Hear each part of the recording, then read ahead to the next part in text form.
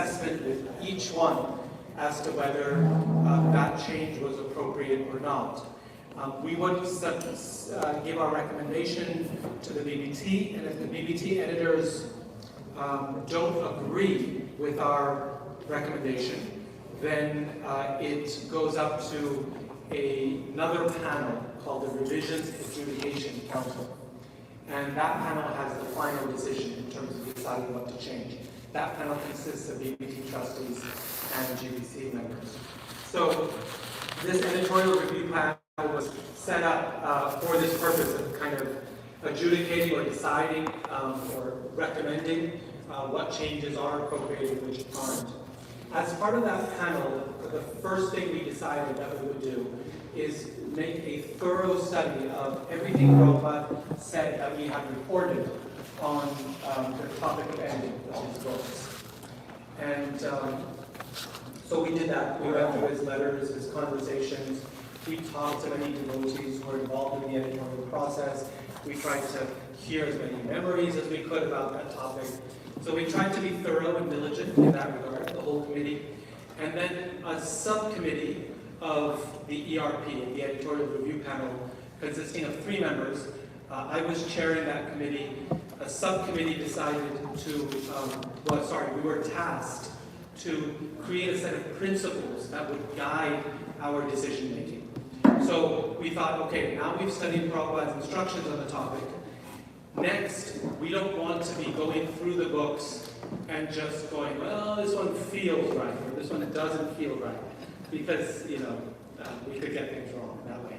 We need some principles to guide and to circumscribe our own work so that we don't go out of bounds. Those principles took a good amount of time, about 6 months to write, but to negotiate also, because there's all kinds of different opinions on this panel. Devotees who are more comfortable with changes, devotees who are very uncomfortable with changes, devotees who are kind of in between. And so it took some time to work out a set of principles that we could all live with. And we continue to use those principles to this day. They've withstood at least 2 years now of consistent work. It's been a slow process. We've gotten through the first 6 chapters of Bhagavad Gita only. And that's because sometimes a single change can lead to a discussion or debate of over an hour. But what I want to present to you here briefly, I forgot to start the timer. What I want to present to you briefly here is a way of thinking about the changes to Prabhupada's books that's different than how most of us have thought about it so far. It's been an endless debate, as many of you will know, and sometimes quite a vitriolic one as well. So this is an attempt to rethink that debate from the perspective of what we've been doing in the editorial review panel, but also from an academic perspective, from a scholarly perspective of saying, well, what are the bounds when we attempt to change an author's work after his departure? So, we're going to move really quickly through these, but the idea is there's going to be time for discussion. So if there's anything that is too quick, doesn't make sense, and so on, you can always ask a question. After I give you a kind of an overview of our thinking on this topic, then I'll turn it over to Hridayananda Maharaj, and he'll talk about some possible solutions going forward. So, on the editorial review panel, I should have mentioned, is Krishna Kshetra Swami, Bhakti Vigyan Maharaj, Kalacharji Prabhu, who's a professor of English, and Krishkesha Bharati Maharaj, Bhanu Swami is there, and Krishna Rupa, Krishna Rupa Prabhu, and then myself. So that's kind of the panel list I forgot some. Okay, so, yeah. There's not too much on there. So first, a brief history of Vaishnava editorial. Sometimes we can feel like we're the first ones to attempt this. We're not. Our tradition has a long history of thinking about texts and about editing and critically thinking about texts.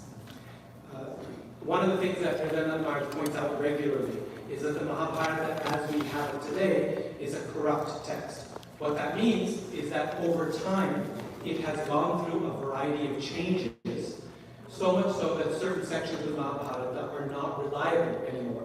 This is not just academic scholars' opinions, but again, as Maharaj points out, Madhvacharya himself, for example, writes about this in his treatise on the Mahabharata called the Bharata Tatparya Nirnaya.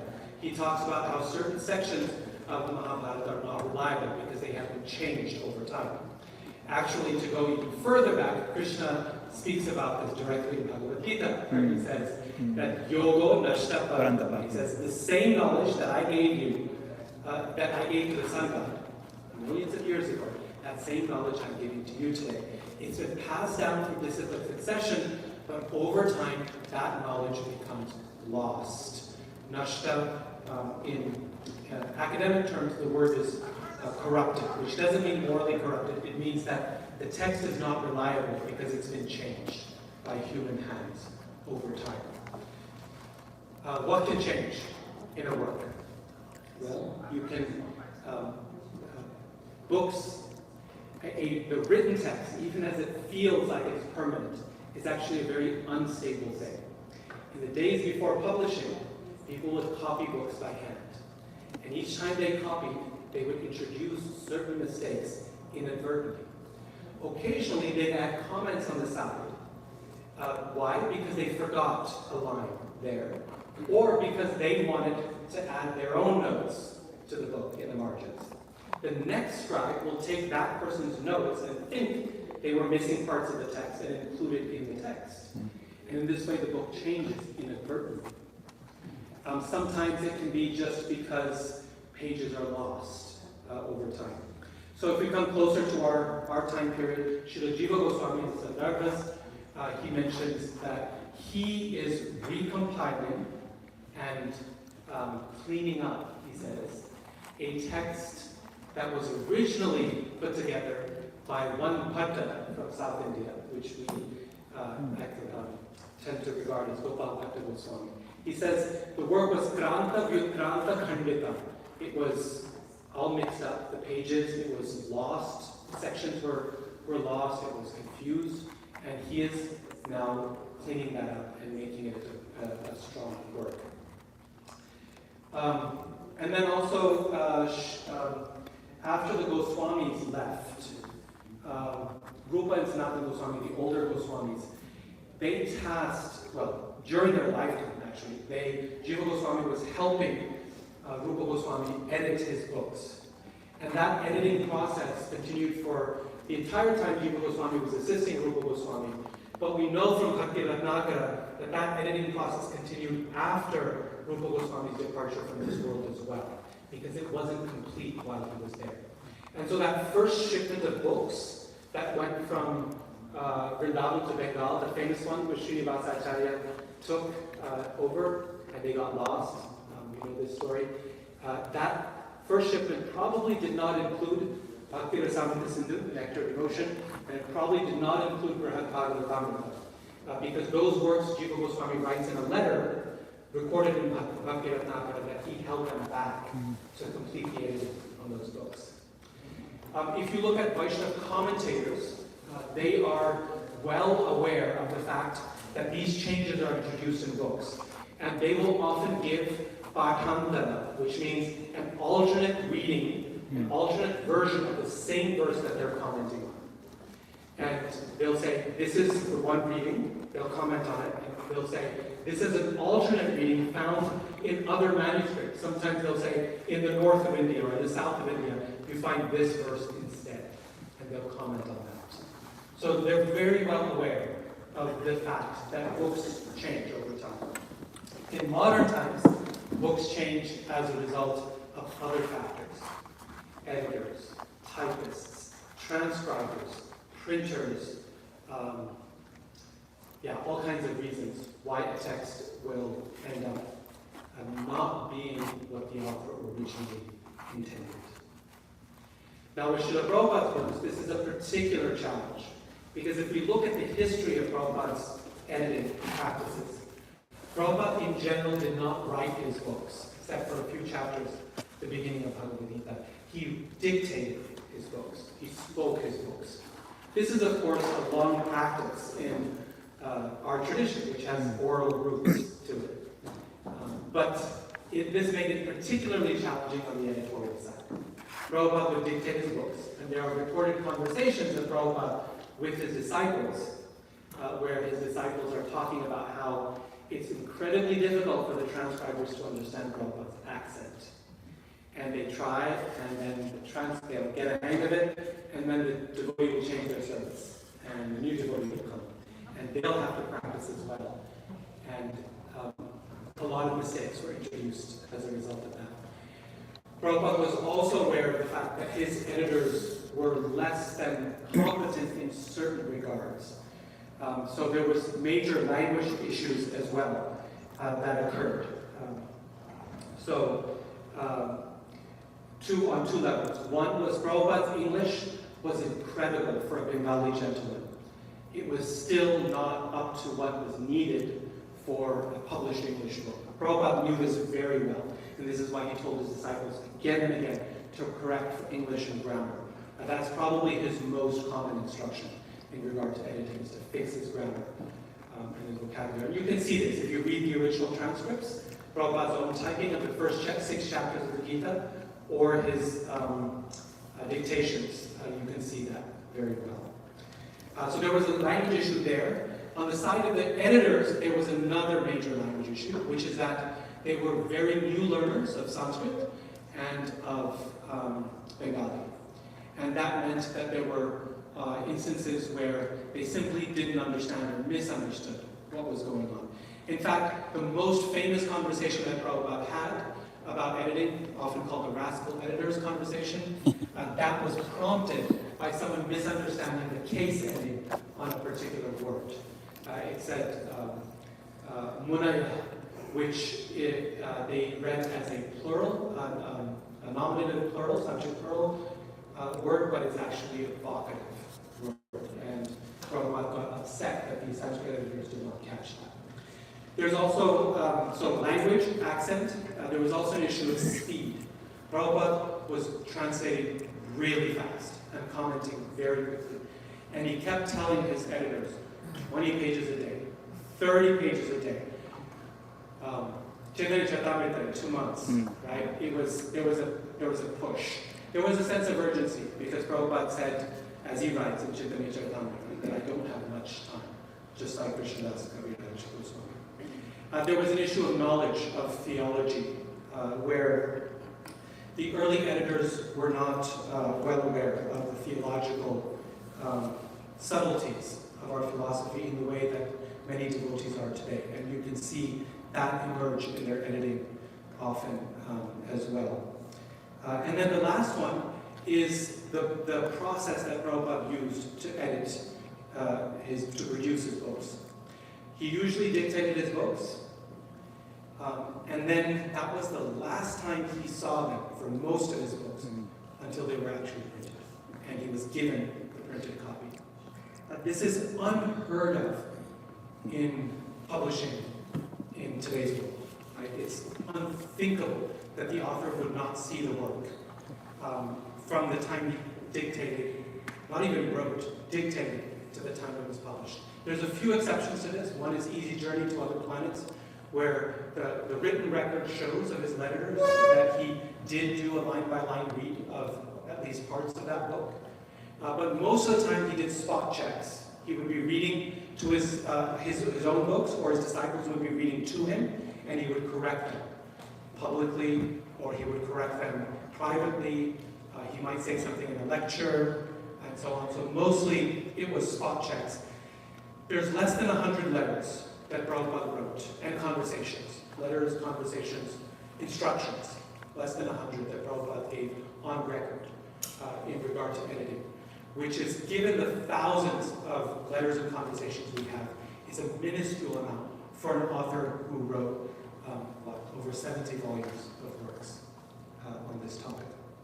Prabhupada trusted his editors, and for the most part, they were worthy of that trust. They did an incredible job in editing. If you look at the original transcript, and you look at the 1972 Gita, it's amazing how good of a job they did in doing that editing work. But problems also ensued. And that created a sense of debate very early on in the movement. In fact, even during Prabhupada's time, there was already a debate amongst devotees about whether the editing was being done properly or not. And if you read some of those conversations, particularly the Rascal editors' conversations, you can see that devotees were invested in the fact that they felt that books were not being either edited enough or they were being edited too much. Okay, so what's at stake?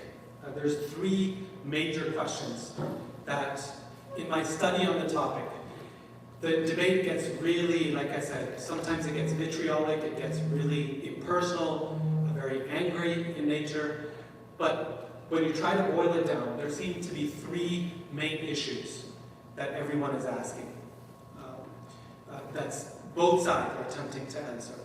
One is, when we make editorial changes, are we correcting Srila Prabhupada's own work, or are we correcting the work of previous editors? Do we preserve Prabhupada's voice by not editing, or do we preserve his voice by thoroughly editing? The BBT's critics will say by leaving the books the way they are, you're preserving Prabhupada's voice. The BBT's editors will say by leaving the books as they are, you are preserving, in some cases, the mistakes of his editors. The second question that's often a center of debate is which text best represents Srila Prabhupada's authorial intent, his intent as an author, the meaning, and his voice. Is it the earliest transcripts, manuscripts, or is it the latest edition that was printed in Prabhupada's presence? So the first thing that came out of his mouth, or from his typing, is that Prabhupada's actual voice that we need to live up to? Or is it what was actually published and printed and has Prabhupada's signature on the contract? And thirdly, is there a difference between the editing of Srila Prabhupada's books during his lifetime and the editing done after his departure? Actually, both sides say yes, there is a difference. But the BBT's position on this matter is that if the editing continues in the same vein, done by the same people, then at least for now, we're good. Future, things will change. The BBT's critics say the moment Prabhupada leaves, things change dramatically because the author is not there. Now, I'm not going to try to answer any of these three questions. And the reason for that is because I think number one, they're unanswerable. This is a debate about scripture and what the boundaries of scripture are. The debate on this will go on forever. What I want to do is try to change the very way we think about the question. Okay?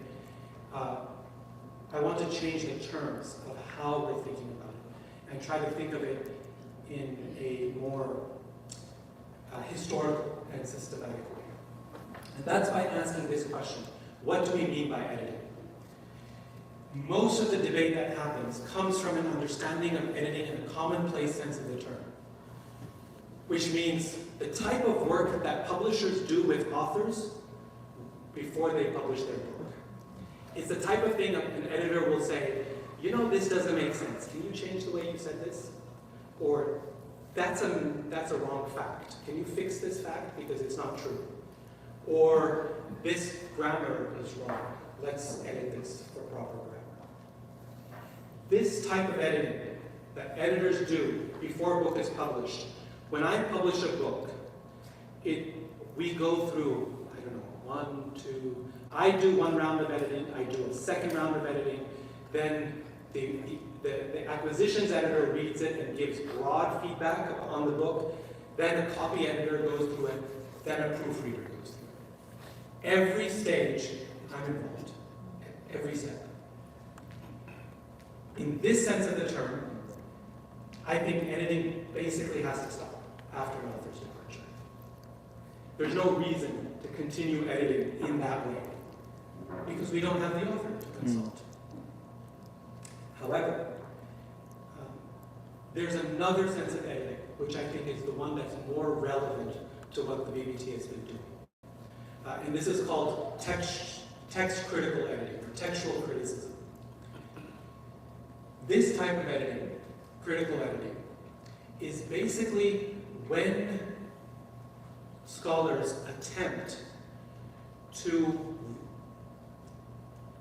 reconstruct, to find again, to fix a text that has been changed improperly over time. So for my PhD, one of the things I did is I translated a section of Jiva Goswami's Sandarbhas, his Paramatma Sandarbha. And one of the things I did for that is I created a critical edition of the text before I translated it, which means I found every manuscript that I could find of Jiva Goswami's Paramatma Sandarbha. That was a very fun process. My father traveled with me across North India. I was quite young at the time, not used to traveling on my own in India. So we traveled together, and we went to all these manuscript libraries and everything, and we discovered all these handwritten manuscripts. And I sat down back in Oxford and compared line by line and noted every difference that was there, and tried to decide what Jiva Goswami would have originally written. Thankfully, the differences were not earth-shattering. They were small, but meaningful at times. And some were really easy to decide because someone had used a wrong grammatical form that I know Jiva Goswami would not have used, or at least he wouldn't have intended to use. So it was easy to fix it. Others were more challenging or difficult. So, especially when you have multiple versions of a work, an author dictates something or writes something, then editors work on it, then more editors work on it, English editor, Sanskrit editor, then copy editors work on it, then artists work on it, and so on. And as it changes over time, the question becomes, what text best represents the author's intention? That's the key. And recovering the author's intention is crucial to this process. As far as I can tell, in spending the last 3 years going line by line over every single change that we come across in the Bhagavad Gita in the first 6 chapters, as far as I can tell, this is the process that the BBT's editors have been engaged in, is looking at the different versions and going, this particular instance here does not represent Prabhupada's intent. This seems to be a mistake by the editors who have inserted their own idea, or they have misunderstood the Sanskrit, or something of that nature. Now, fortunately, the vast majority of the text, you don't have to do this. So when you do the process of copy editing, certain principles hold, okay? Let me answer one question real quick before I do that. What need is there for a critical edition when we have the author's own approved copy? Sometimes we think, well, the author signed off on this, therefore we don't need a critical edition. The answer is we definitely do. The reason for that is because from the point of the author's writing to the point of publication for any book, not just Prabhupada's books, there are multiple changes that are introduced through that process of editing, copy editing, language editing, etc. When it's published, that can misrepresent the author's intent. But it's especially the case when it comes to Prabhupada's books because of the unique process that he used for publishing them, which means that he rarely saw the book between the time he spoke it and the time it was published. So, what's the process? How do you do it? You always begin with the text as it was published in the author's own lifetime. That's where you start. Those are the readings you begin with. And then you look at earlier versions of the text in places where the current text does not make sense or has certain issues connected to it. So when the BBT began editing. It began with the 1972 edition. So the vast majority of edits that the 1972 editors of Bhagavad Gita did, the 83 edition accepts. No challenges, no questions at all. The vast majority. There's literally hundreds of thousands of changes that we could go through that are just kept because they were good edits by competent editors. But occasionally there are changes made by the prior editors that do not stand proper scrutiny. And what those changes are, I'll explain in just a moment. Those were changed largely in response to looking at either the original transcript of Prabhupada's own typing of the first 6 chapters of the Gita, or the transcripts of people, when Prabhupada started dictating the transcripts of his transcribers, those transcripts, going back and comparing those with the 72 edition and trying to figure out what Prabhupada meant when something seems to have been improperly edited.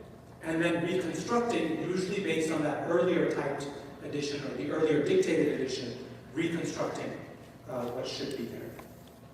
So, about 2 minutes here, the type of errors that were corrected. Okay, these are common types of errors that any critical edition will correct, because they're very common types of things that are introduced over time. Errors introduced due to unclear language in the author's manuscript. So occasionally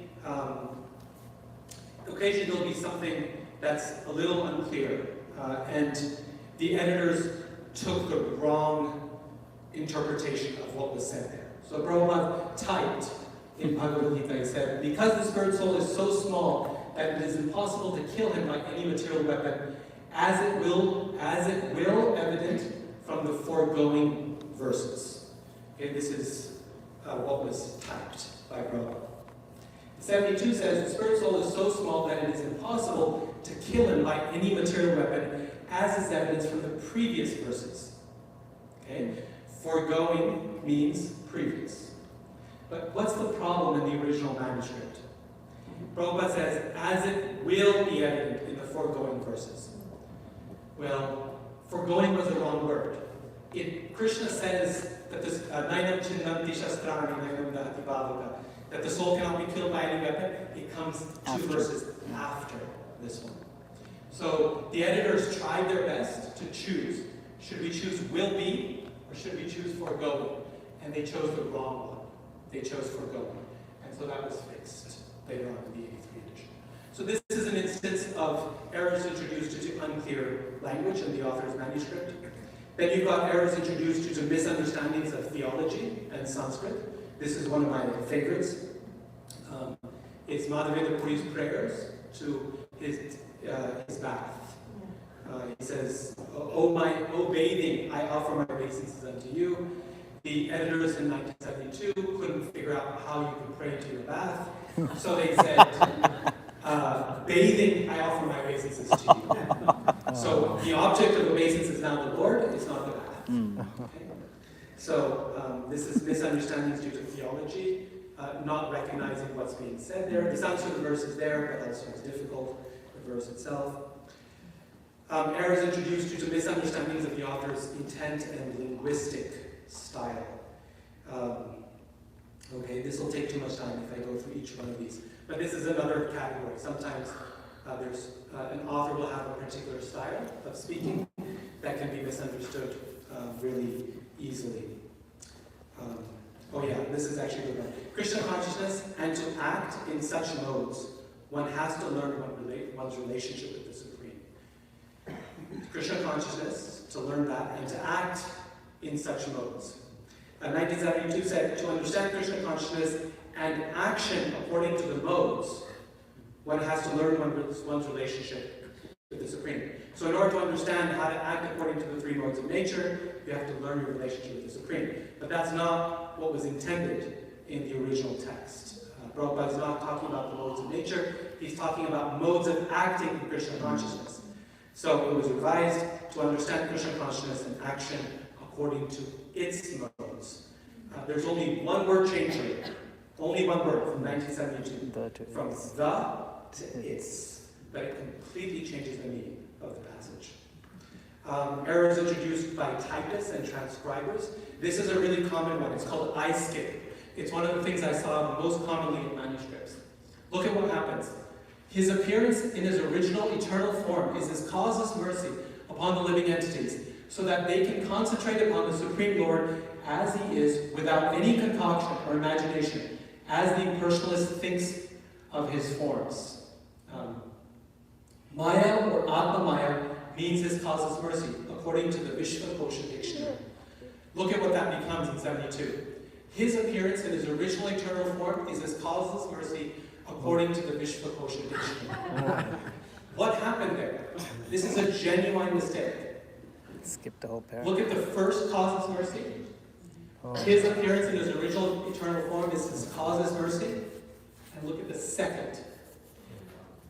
The typist or whoever was copying, copied the first one, looked down to copy, looked back up and jumped to the wrong causeless mercy and finished out the sentence, which doesn't actually make any sense in the end, because the Vishvakosha is a dictionary. It's not making this theological point about his eternal form. And so on. Improvements made by prior editors that skew the meaning. Occasionally there were some changes that were not that were not just inadvertent mistakes. They were intentional changes. Then there's a more complex incident. This is about the Blessed Lord, which I can talk about if you have questions about it. It's a more detailed one. And then my last slide, which is some caveats and cautions. In essence, the 1983 edition of the Bhagavad Gita is a quasi-critical edition. And by quasi, the reason I say quasi is because the editors were not trying to produce a critical edition, at least that I know of. But I think what they were going through is a process of thinking that is very similar to the way critical editors work when they are trying to recover the author's original intent, okay, and remove the elements that were introduced by later hands into a book. What's not present, the way that we would go from being quasi to being actual, is every critical edition comes with a critical apparatus. That means all these footnotes at the bottom that tell you what all the different versions say and what the one that was selected is. Often with explanation, not always. Most explanations are not provided, but occasionally for some major changes there are. So the last thing I say in my paper is that I would recommend to the BBT in terms of their work is highlighting the critical process that went into creating the 1983 Bhagavad Gita in a preface or something, a publisher's preface that says, this is how we thought it through, this is what we did, right? This is the reasoning that we went through when doing it, mentioning who did it exactly, and then providing the critical apparatus online. We've got the building blocks of it already. So there's this incredible resource called the 3-in-1, which is side by side the original transcripts or typed versions, the 1972 and the 1983. Right there, side by side. Everything is laid out very beautifully. That's the heart of the critical apparatus, is that comparison. That, together with Jayadutta Swami's annotated notes on the topic, and some proper explanation of the process that it went through, would essentially create the heart of what would be considered an academic or scholarly critical edition. And if it's named as such, a critical edition of the Bhagavad Gita, then we're putting out to the world, we're being very clear. This is what it is, right? The publication of any edition of a text does not mean the death of prior editions. In fact, there are, for any classic work or any great scripture, there are always multiple editions that are still there, and people use the editions that they want. That's an institutional matter to decide what edition is going to be read for classes in ISKCON temples. But from a publisher's perspective, the key is transparency, is making it really clear and saying, This is the process we went through. Right here in the book, this is the critical edition, or whatever type of edition that we're presenting. You can find critical editions of Hamlet's work, you can find modernized versions of Hamlet, you can find Old English versions of Hamlet. They're all there. As long as the reader knows what they're getting, the publisher can be safe in terms of putting it out there in the world. But the institutional matter is how we resolve this in terms of the community of devotees in ISKCON as an institution. That's way above my pay grade. And so I'm going to turn it over to Hridayananda.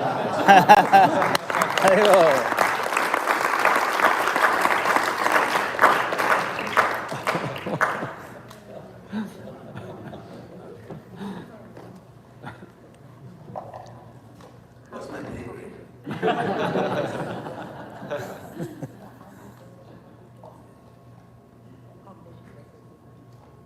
I'm just going to make a little recording of this in case anyone sues me.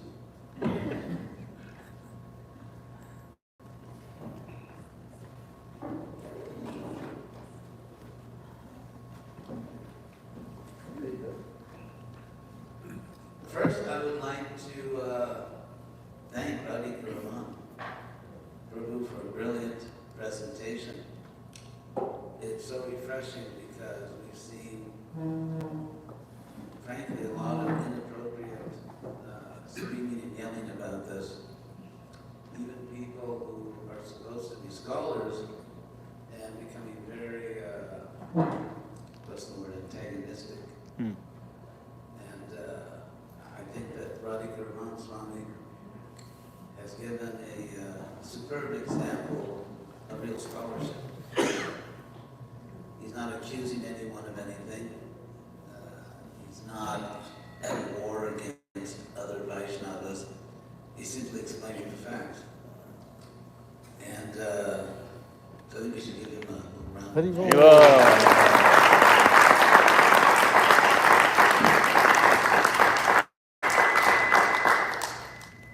Someone's always trying to sabotage me. They're trying to increase the mic volume, but I think it may work better Oh, yeah. if you hold it like this. Yes. Yeah. Stand is better.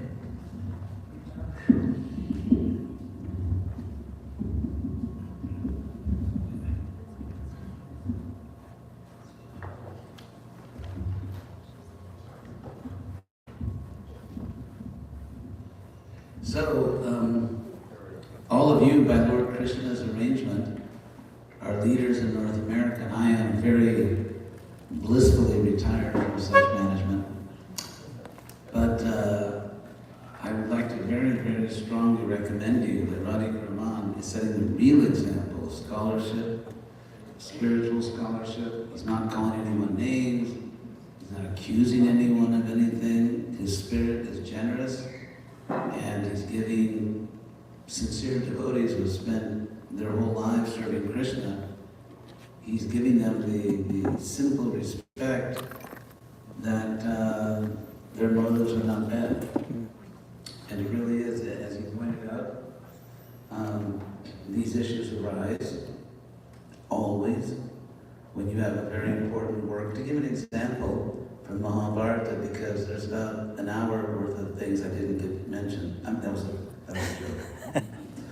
But in the Mahabharata, the greatest Sanskritists in the world at the time, from India, from Europe, a few from America, which was kind of an academic backwater a bit at that time, they prepared a critical edition. The greatest Sanskritists of the world, and of course, people criticized. I mean, they not only didn't satisfy everyone, but there was criticism, and there still is criticism. So when you have a great author like Prabhupada, where so much is at stake, and people become attached to different versions, what's really called for is what you've just seen here from Radhika Raman, a calm, intelligent, reasonable voice, not dragging the conversation down into the gutter by accusing people of ill motives, but simply approaching it for what it is, a scholarly issue. So I really appreciate that. I really do. It's exactly what we need in this kind to deal with this issue. As far as what we should do now, I strongly agree with Radhika Raman. I don't know who got the idea from whom, but a critical edition. A critical edition. Because, I mean, for all the reasons he gave. Because Prabhupada, why didn't Prabhupada check his books more carefully after they were published? For one simple reason. He was literally working himself to death trying to save us. And traveling around the world, I could never do what Prabhupada did. I couldn't take that many flights. I traveled with Prabhupada occasionally. He was just like, he was amazing. Didn't matter where he was, what time it was, when he arrived, when he was leaving. He was just so locked into this perfect sadhana that he was like he wasn't on Eastern time or West Pacific time. He was on Prabhupada time. And his own internal clock, which, as a pure devotee, is someone who completely understood he was not the body, who used his body the way you might use your computer or your bicycle or something. And so Prabhupada, it was just not possible to check everything because he was too busy saving us. That's why we're all here today, because Prabhupada was working so hard. So inevitably, as Radhika Raman pointed out, I'm just being lazy here, reiterating what he said, but my real purpose is not merely laziness, but also it was just so good. I think he really said it all. As he was speaking, I was thinking, oh my God, what am I going to say? So, considering that Prabhupada was so prolific, he was dictating, and as a self-realized soul, it's not that it's not that he sat there early in wee hours in the morning or late at night at his desk and was trying to figure out what a verse meant or trying to figure out what to say about it. He was a self-realized soul. And so therefore, he was very prolific. He produced a lot of literature. It was humanly impossible to check everything. He trusted his disciples. And also, one point which Radhika Raman didn't mention, this is like one of these rare moments when I can say something he didn't say. And that is, if you study the history of religions and debates over manuscripts, such as, let's say, the New Testament tradition, because the Old Testament tradition, by the time that there was something like text critical scholarship, or even before that, the text had been fixed, it had sort of been frozen at like, this is the Old Testament, which of course back then it wasn't called, it was just the Bible. So it was just there was really, no one really wanted to challenge it until much, much later. But in the case of the New Testament, it's, relatively more modern compared to the Old Testament. And it was composed, not like the Old Testament in sort of a backwater of the Mediterranean world, but the New Testament was composed in Greek, in a culture, the Greco-Roman culture, intellectually, I think, was far more sophisticated than ours. And so it was composed in Greek, and there were different versions, that there were transmission problems. As Radhika Raman pointed out, the first person that really makes a clear statement of the problems of text transmission over time is Krishna himself. Sakale Neha Mahata Yoganestapara, by Mahakala, which could be taken to mean a lot of time, or the powerful time, great time, that Yoganesta, the spiritual science, was lost. So, if you look at all these changes, what's really remarkable is how, let's say compared to the New Testament to be, because let me just wrap that up about the New Testament. The first sort of documentation we have of a canon means sort of a body of sacred texts which are sort of accepted as such, as sacred. That's the canon. Like the canon of Christianity is the New Testament. So the first evidence we have of there being such a collection, because there were hundreds of books. The life of Jesus inspired different people in different places.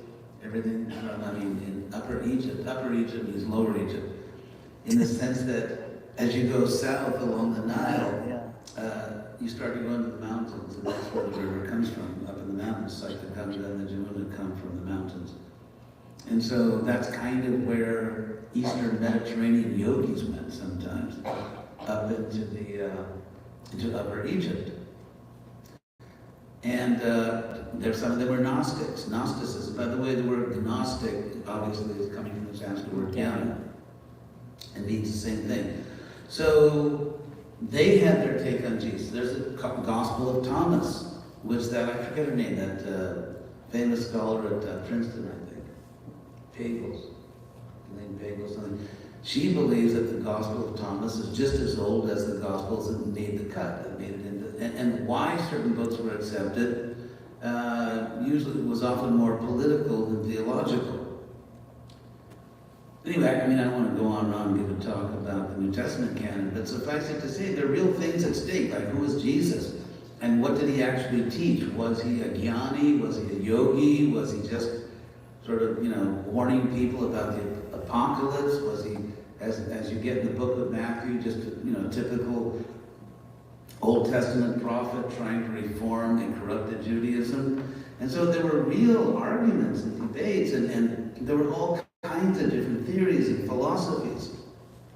In fact, there's a joke about that Jesus, leaves this world, goes up into heaven, comes into the presence of God the Father, and God says to him, Jesus, welcome, my son. Just one question. Exactly what did you tell those people down there? So, the reason I'm mentioning all this is because compared to the New Testament tradition, which is, difficult, even like why those books and not these books, the case of Prabhupada is sort of like a piece of cake or something, in the sense that in the case of Prabhupada, there's no real disagreement on what he taught. There's no real, it's not that in this edition, you are your body, in that edition, you're not your body. It's not that like in the book of John, let's say Prabhupada is God, and then let's say, but in these lectures by Prabhupada, it's kind of like Matthew, Mark, and Luke, he's not God. So they have like the most major problems. Who is Jesus? In fact, in the first few centuries after Jesus, they were going crazy. All these, Christian scholars trying to figure out, was Jesus God? Was God who became a man on earth? Was he a man who became divine? Was he part God, part man? Were there two people inside the body of Jesus? The man and the divine being? There were all these different theories. They couldn't even figure out who he was. And finally, they settled it in a very scholarly way by one group taking power and killing everyone that disagreed. So you have to admire them for their sophisticated intellectual approach to these things. So if you look at Prabhupada in comparison, it's like, it's interesting because devotees, including myself, for example, became very attached to the very beautiful translations that were produced in the Macmillan edition. And, you're preaching these things in the streets, in colleges, and then a new edition comes out, and so the Macmillan is like the King James Bible. Not always completely accurate, but really beautiful. The King James Bible has these the Lord is my shepherd, I shall not want, he maketh me to lie down, and I love it. Just like I love the Macmillan edition, but then you get all these new editions of the Bible, which are more accurate, but it's not what you love, it's not what you're used to. And I think a lot of the objections are not based on devotees around the world doing serious scholarship like Radhika Raman. It's just, they don't like it. So, another point which is very important, and I don't want to, ruin your day, but the simple fact is that perhaps within the lifetime of some of the younger among us, including myself, of course, that for those of you who are younger devotees, in your lifetime perhaps, Prabhupada's books will go into the public domain. And anyone can publish any version they want. Like Prabhupada's Bhagavatam for children, Prabhupada's Bhagavatam for atheists, Prabhupada's Bhagavatam for, the mentally challenged or something. And so within our lifetime, within your lifetime, sorry, it's going to go into the public domain. And you may go into a bookstore and find, 20 different versions of Prabhupada's books, just like you can go into, a good bookstore and find 20 different editions of the Bible.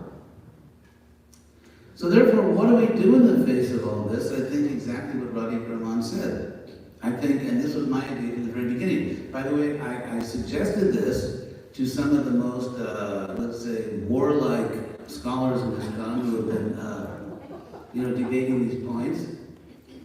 And I suggested to the BBT, who never failed to take good advice. That was a joke. And I told him 20 years ago exactly what to do, which is what my tag team partner, Radhika Raman, said that a critical edition, that's what you do.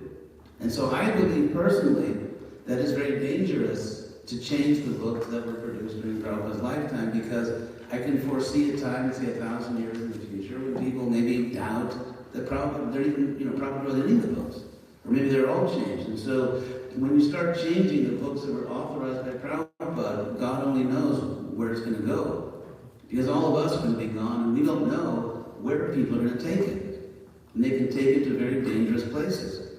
That's why I believe that there should be an absolute rule that whatever Prabhupada authorized, whether he looked at it or not after publication, whether there's a few mistakes or not, if there are mistakes, you publish Prabhupada's books as he authorized them, and you put in this amazing new invention called footnotes,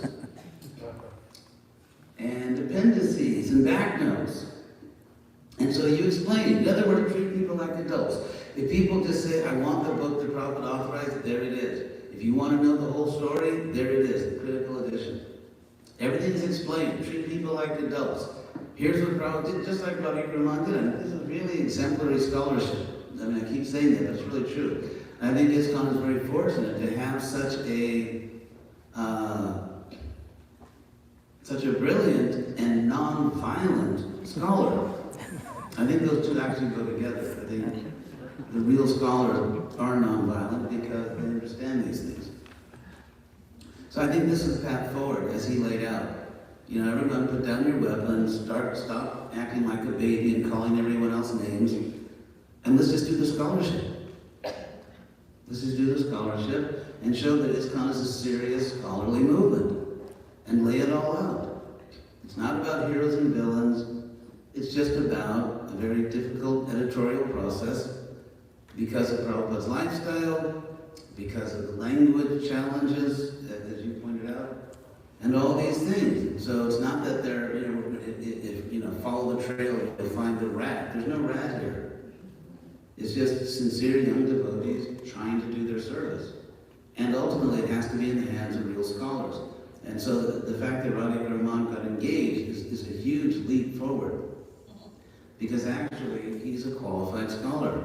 And I think he's raising this whole debate to a civilized and much more scholarly level. So, with the rest of my time, I'm going to sing a few songs.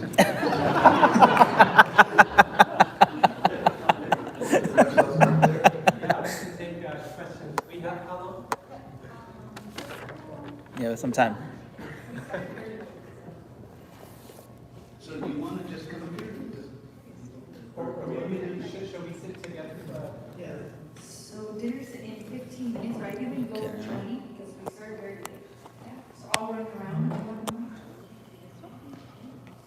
Or we can take the order. Here it is.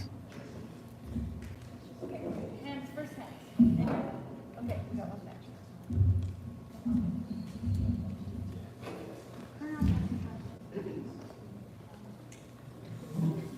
Who's the first hand? Yeah, first row. Yeah. I think I saw a difference between critical edition that Radhika Raman was proposing and the critical edition you were proposing. Was that he was saying, once the editorial review board gets finished with its work and everything, there could be some like front material that explains that this is the critical edition. And then if you want to see the footnotes and all the changes and things like that, you can go online somewhere to see them rather than have a book with 500 notes. Okay.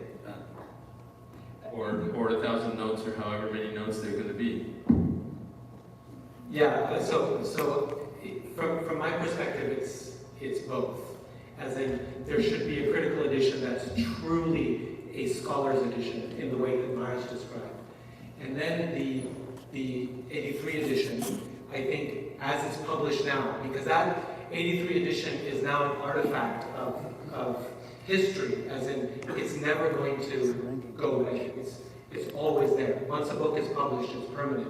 So that 83 edition can be published with the proper explanations of the process it went through, who engaged in that process, and here's where you look for more information, either online or, as Maharaj said, I think a true scholar's edition of the Gita would be wonderful. It would be amazing for the few people who would actually want it and use it. If you're distributing it to teach people about what Krishna means in Bhagavad Gita, you don't want to bog them down with this controversy about it. Who's next? Okay, so While we're going to the next person, there's just one thing I wanted to say, which was actually meant to be in the conclusion slide, and I forgot because I never moved to that slide. Maharaj, I think, actually said this already. I just want to underline when he said that actually compared to historically, the problems are very few. They're like a piece of cake in terms of what we're dealing with. I just wanted to emphasize also philosophically, in 3 years of looking at hundreds, if not thousands, of changes to Prabhupada's books, I did not come across, our panel did not come across one change that would have altered anyone's understanding of Krishna consciousness or our theology. And the reason for that is twofold. One is that, well, like Maharaj said, we're not talking about massive differences in whole different recensions of the same text like we find in Mahabharata. But I think the other thing to keep in mind is that Prabhupada was a master teacher. And as one of his qualities of teaching is he repeated his most important points over and over and over again. So that even if something is slightly expressed differently on page 10, and a person gets a bit confused, by page 12, it will be clear again, right? And we see this, how often he talks about Mayavad philosophy, how often he talks about Brahmavadi, how often he talks about Krishna as the Supreme Personality of Godhead. So I think that should give us some hope. This is why at some level, the debate is not as consequential as we think it is. Because the 1972 edition made hundreds of devotees, thousands of devotees. The 83 edition has done the same thing. The reality is that between the two, as far as the panel has been able to see, none of the changes would significantly alter anyone's understanding of our philosophy. Now, if we think that the book is written in stone somewhere in heaven and it has to be every letter, every word, okay, then we may have philosophical objections to it. But theologically, there's not that much of a difference. And I think a big credit of that goes to Srila Prabhupada himself. He was really effective as a teacher. And he never said his most important thing in one secret conversation that no one heard except two people. He always said it over and over again publicly, and he emphasized the same points in his books. So I failed to mention that earlier. I'm going to just add it here. Hare Krishna, thank you. I have two questions. One is very simple, the other one is maybe a little more complicated. So the first one is just, I've always wondered, where does that clause, the Blessed Lord said, come from? Because you never hear Prabhupada saying anything like that in his lectures. Okay, so the Blessed Lord, The editorial review panel wrote a short essay on this topic, explaining our decision on the matter and why we came to that, or not decision, recommendation, why we came to that recommendation, which I'm happy to share with you. Actually, my presentation today, the full presentation, Marge has seen it already. It's a 10,000 word paper, goes through everything very detailed and systematic. So if anyone has enough interest in the topic to want to read it thoroughly, please see me afterwards and I'll email it to you. I'm happy to share the full paper with you. But we also have, and also the principles that we discussed, that I mentioned, that the panel came up with, and also a little passage on the Blessed Lord. So the Blessed Lord is used in other editions of Bhagavad Gita. It's very much a Christian phrase in terms of language. Prabhupada uses it, I think, a couple times in his purports in Srimad Bhagavatam. I think once he uses it to refer to Lord Shiva, and another time he uses it to refer to Krishna, but never as the main form of address, the Blessed Lord said. In fact, Prabhupada objects to it publicly in a lecture on philosophical grounds. He explains why he doesn't think Blessed Lord is the right word. Tamal Krishna Goswami wrote a wonderful chapter on this in his dissertation, which is published as a book called A Living Theology of Krishna Bhakti, where he explains how the phrase, the Supreme Personality of Godhead, was not just Prabhupada's distinctive phrase, it was his signature theological phrase, that he encapsulates our philosophy of a multifarious Godhead, personality of Godhead, with Krishna at the top, being a person, right? So the idea of a Godhead, the idea of a supreme member of that, and that supreme member is not just a force, is a person. And so all the key elements of our Achintya Bheda Veda philosophy are encapsulated in that phrase. Now, all this led the ERP, it moved the ERP in the direction of recommending that we keep the Supreme Personality of Godhead rather than the Blessed Lord. The thing that really sealed the deal for us was actually a text-critical matter, which is the purport where Prabhupada explains the Supreme Personality of Godhead said in Bhagavad Gita is, chapter 2, text 2, I think. The first time it's used, Sri Bhagavana Vacha. Prabhupada has a whole purport explaining what Supreme Personality of Godhead means. And the 72 edition got rid of it in the translation itself. So the reader is going through the purport going, why is he explaining this phrase, Supreme Personality of Godhead, that doesn't even exist in the verse? There's absolutely no connection between verse and translation. And from a scholar's point of view, that's a clear indication that the author did not intend for that to be changed when there's such a gap. He's trying to explain something in the translation that doesn't even exist there anymore because it was removed. So that was kind of the nail the final nail on the head that for us as a panel we said, no, this doesn't look like. There's also the 1968 abridged edition for which we have Prabhupada's edited handwritten edits on the 1968 edition. Prabhupada in that edition specifically crosses out Blessed Lord and puts in Supreme Personality of Godhead. We can recognize it as his own handwriting.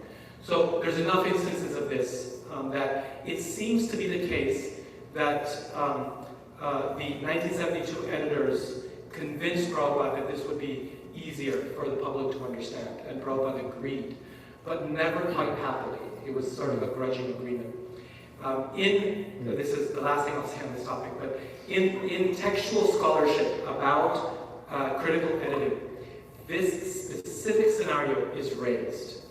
As in, scholars question, what do we do when an author is pressed into making a change that they seem half-hearted about? And there is debate on this question in the literature. Most critical editors, most scholars on this topic, agree that the critical edition should go back to what the author accepted ungrudgingly as their own intended measure. So all those factors put together led us to recommend keeping Supreme Personality of Godhead rather than blessed. I mean, it doesn't even make theological sense. Blessed Lord, who blessed him? That means there's somebody superior to him. Well, actually, just one technical point there. That kind of language, which comes in the Old Testament and Hebrew, like "I bless the Lord," it doesn't actually mean that you're giving God blessings. It really means that you're praising God or acknowledging God and so on. And so it's kind of an unhappy translation from something. I mean, it is kind of literal. Baruch atah Adonai, blessed are you, the Lord.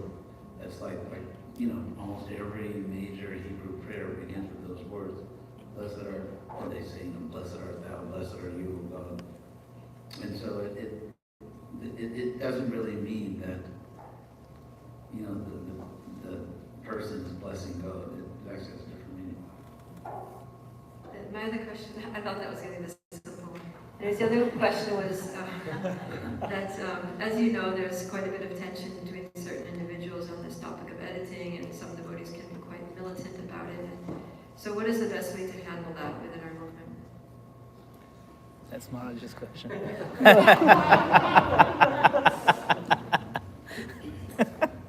I think they should, listen to Radhika Raman. Yes.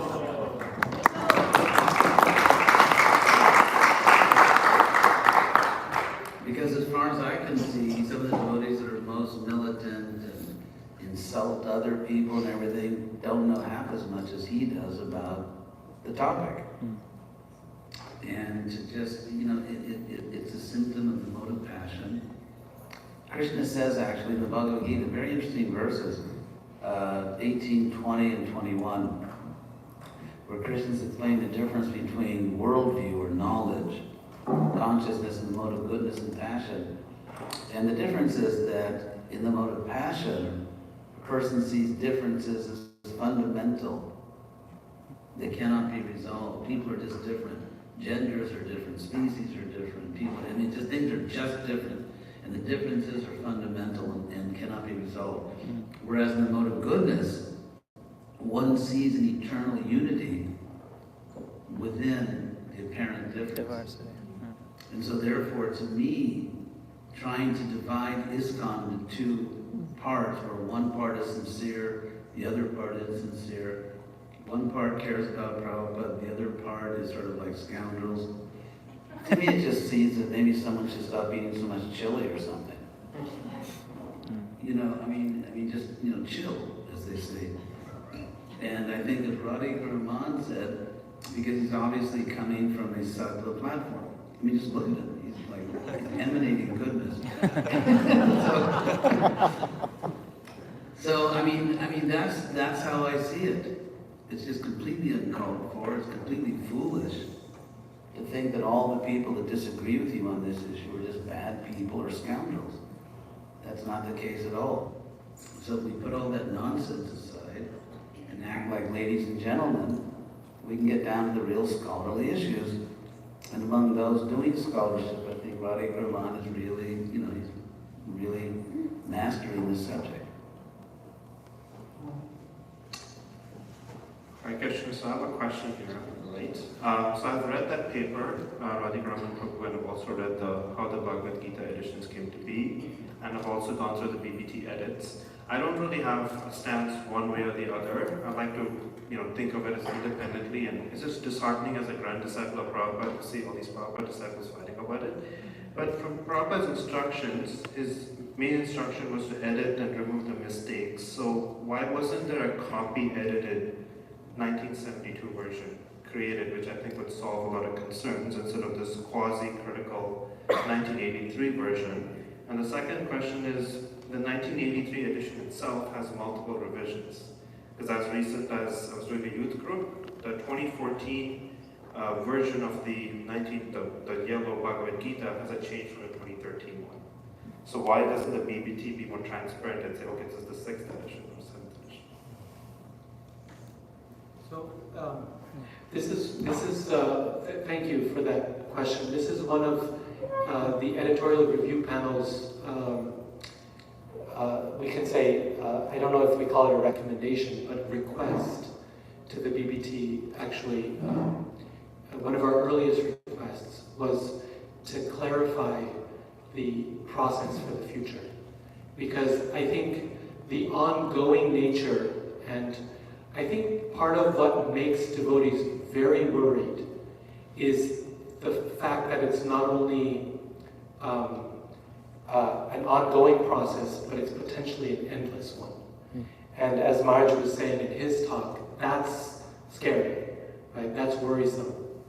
And so there was a document that the BBT produced some time ago called Editing After, I forget what it was called exactly, but it was for how would Prabhupada's books be edited after the current editors, as in into the future. Future editing of Prabhupada's books. That was the title of the document. I don't know if it was ever officially approved or released. But what we need is a document like that that makes it very clear as to what the future holds. Because the hope is, or the idea is, that after the editorial review panel completes its work, then that's it.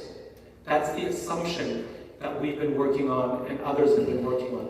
But that's never been stated or never been made clear. And I think that makes a lot of people very nervous about the future. So just to kind of highlight what you're saying, that has been one of the ERP's requests to the BBT on more than one occasion, to really think through. Let's articulate a policy for the future. Let's put it out there and say, this is what you can be assured will or will not happen going into the future. Hare Krishna. So I was thinking of now we have international society and it's available in many languages. It's all over the world. Any change we make, are they reflecting to local languages? Everywhere it has to be consistent. So while studying these changes, did we also spend time and see, what is presented there, or how we handle this to bring a consistency? I think that if the BBT now, together with qualified scholars like Radhika Raman, if something like a critical edition can be published, I'm not sure what will be left to do for future generations. They can debate things, but they can say, I prefer this or I prefer that. But I think that in a sense, the best guarantee we have for the future, and you mentioned this, is transparency. Just put it all out. This is everything we know. And then future generations, they may debate, they may, just like we're sitting here, in the future there will be devotees 100 years from now, 200 years from now, that'll sit in places similar to this, and they'll raise their hands and speak, and they'll give opinions and so on. But if all the information is there, if everything has been made public, then all the discussions will be based on the same information that we have today. And I suspect that, just like I think, you are reasonable, I think that in the future, hopefully, if it's going to still a healthy spiritual society, there will be reasonable people who will come to similar conclusions. And actually, in the history of religions, that is what happens. If things are presented openly, honestly, reasonably, then in the future, reasonable people will see them. Because ultimately, knowledge, Krishna says in the Gita, knowledge comes from the mode of goodness. So hopefully this movement will continue to be governed by good people who will be reasonable. I should have mentioned, Ranjit Prabhu, do you have any additional knowledge of the BBT's approach to this since, because I may not be aware of the latest information. You can use this one here. I know that discussions have been held by the BBT in their meetings, that a critical edition is being considered, and the whole thing is that all the BBT trustees, they have to delegate among themselves, who's going to take up what. And I know that the main people involved are thinking seriously of a critical edition and have even conducted these discussions with one of the opposition academics. And so one of the BBT trustees has been in conference with him to discuss a critical edition and making that happen at some point. I don't want to get into personalities, but it is ongoing and it is happening, so there is some optimism in this regard. Thank you.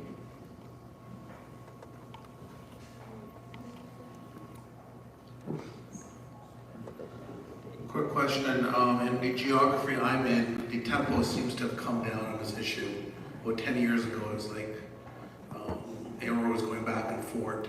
I was wondering, has the tempo come down on the issue from your perspective? That's one question. And the second question, I've never seen a critical edition.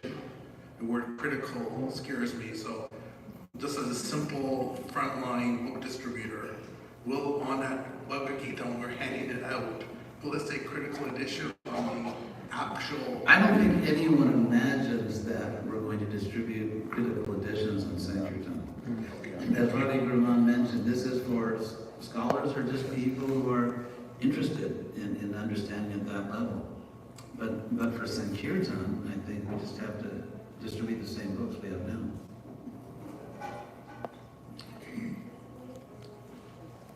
Or something like that.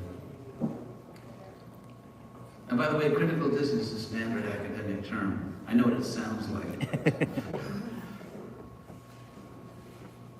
We have been talking a lot about the Bhagavad Gita, but there's the Bhagavatam, which is huge, and the critical edition is, what about that?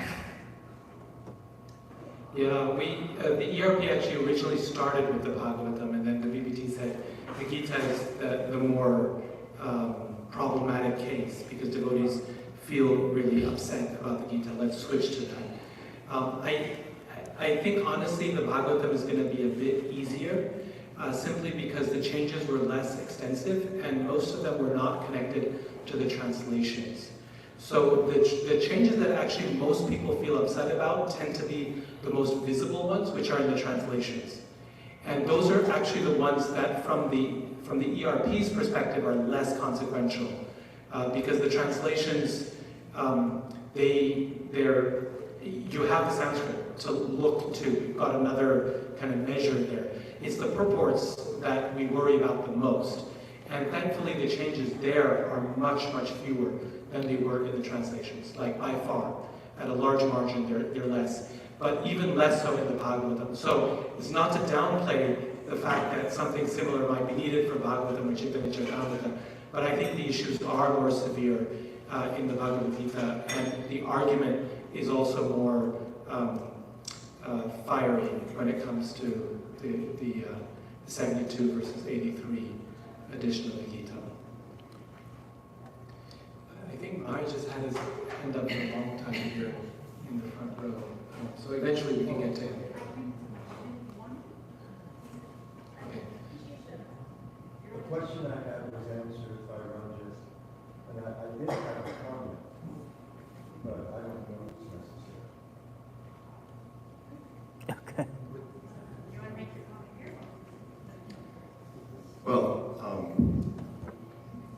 I'm a former English professor. I've done a lot of editing myself, and I lived across the street from Dravida for many years. And he and I spent countless hours discussing this issue. And for decades, I have run away from conversations about this because of the vitriolic nature that's inherent in them. But one observation I want to make is the opponents of the work that's been done refer repeatedly to the unedited books. And it's real clear that as Hridayananda Maharaj has pointed out, these are people who don't know what they're talking about. I know a little bit about editing, Dravida knows a lot about editing, you know a whole lot about editing, and everything that's published has been edited. And I've also pointed out to them that this came up in one of the other questions as well, is that the books have been translated into I'm not sure how many languages now. And every one of those translations is done by conditioned souls and edited by conditioned souls. And every one of those editions changes people's hearts. And that's the point of the books. So, most of these discussions, I mean, they're just something like, it's like politics. I just think, oh my God, I think I have to go have a root canal done or something. I want to thank you both for this presentation, and I'm glad that I stayed for this one because it's, I was worried about the other two, but this is the one I wanted to be at. Thank you. About the translations, I'll just add to what Hridayananda Maharaj already said in response to the earlier question.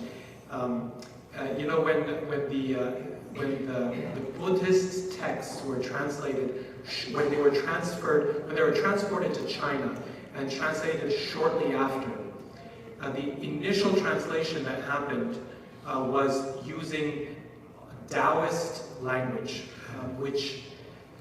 Taoist terms and technical terminology that conveyed the primary ideas but lost a lot of the philosophical details. After that, there was a monk named Kumarajiva who then retranslated the Buddhist canon using terms that they now understood better after decades of study as to what the better way is to express them into the local languages.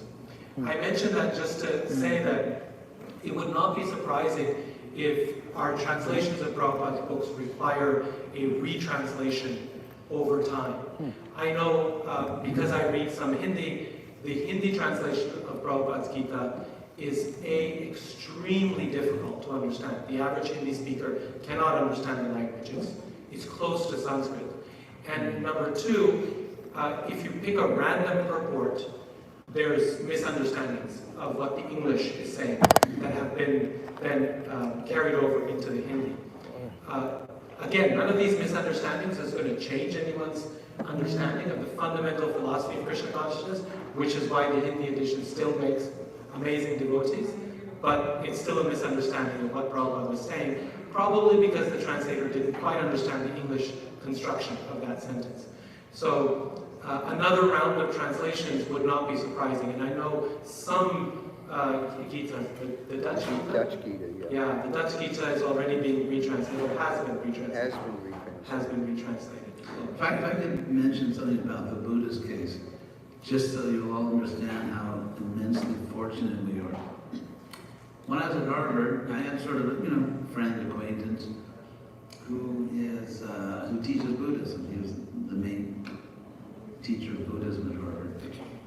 And one time we were just talking, and he said, in his words, the dirty little secret of Buddhist studies is that they have thousands of untranslated old manuscripts, and no one wants to do it because it's not sexy scholarship. It's not like writing, feminism and the Buddha, or varieties of genders in the early Buddhist community.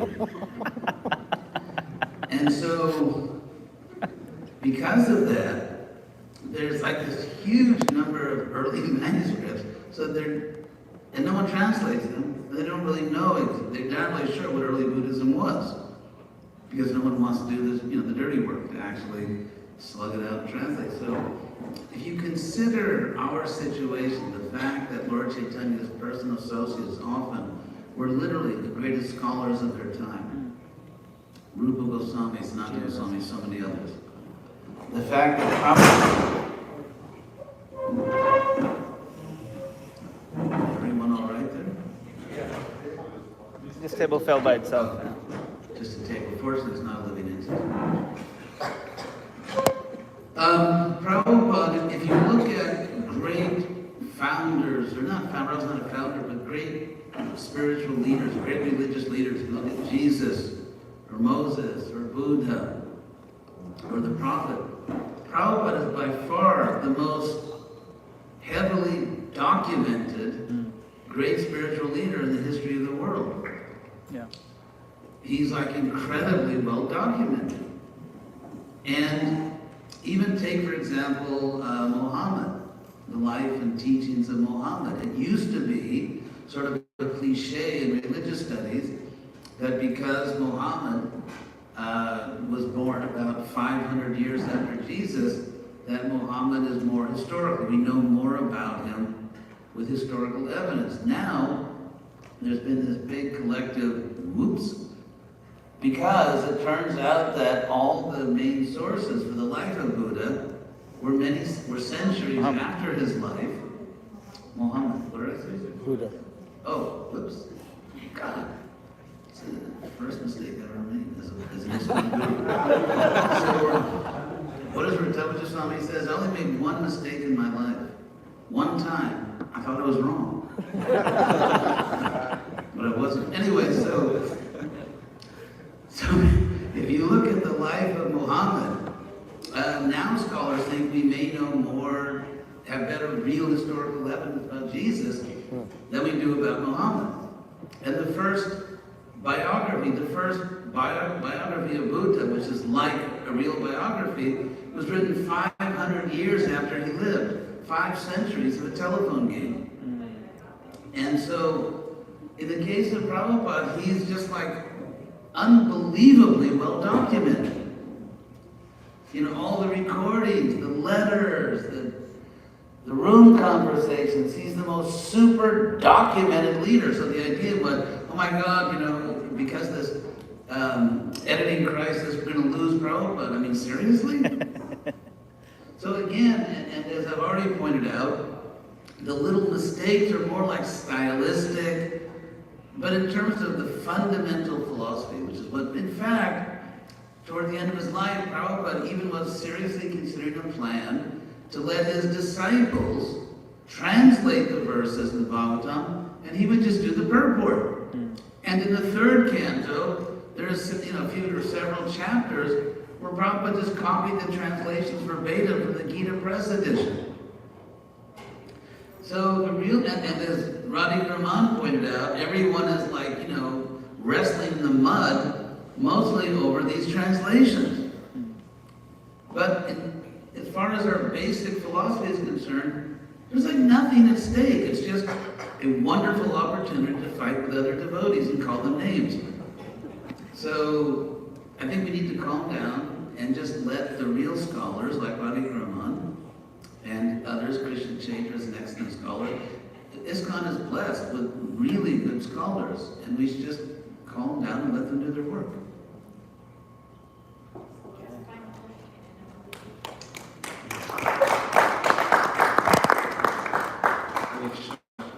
So one thing I've been thinking about is going into the future, specifically with the Bhagavatam.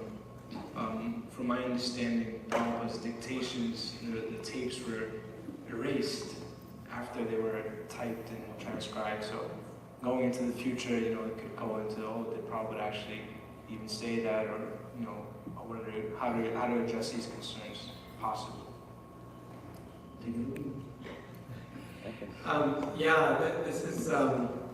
This is one of the things the devotees did to save on money, which was short in those days, is that they transcribed and then they gave those tapes back to Prabhupada and he would record over them.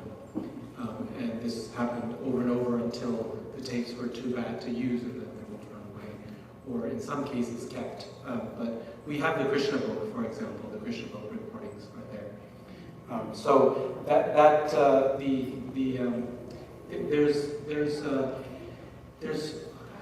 can't think of a single scripture that we have for which we have the author's own handwritten copy or typed copy or dictated copy.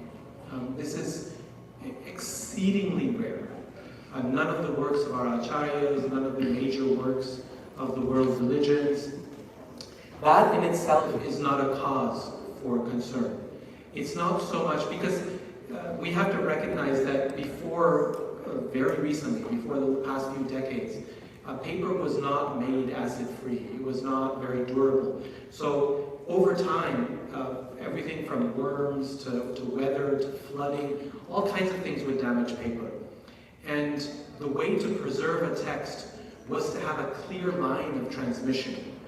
from one copy to another, or from one edition to another. That's what instilled confidence that a text is authentic, not attempting to preserve the original dictation or the original piece of paper, which before the modern period was next to impossible anyway, just because all these other concerns. When I was doing manuscript searches, it was really shocking to see some of the conditions these manuscripts were in. So a clear line of transmission of how the editions are produced, and the second thing that preserves them is copies everywhere. When a book is important, copies have been spread out all across North India, South India, into other countries as well.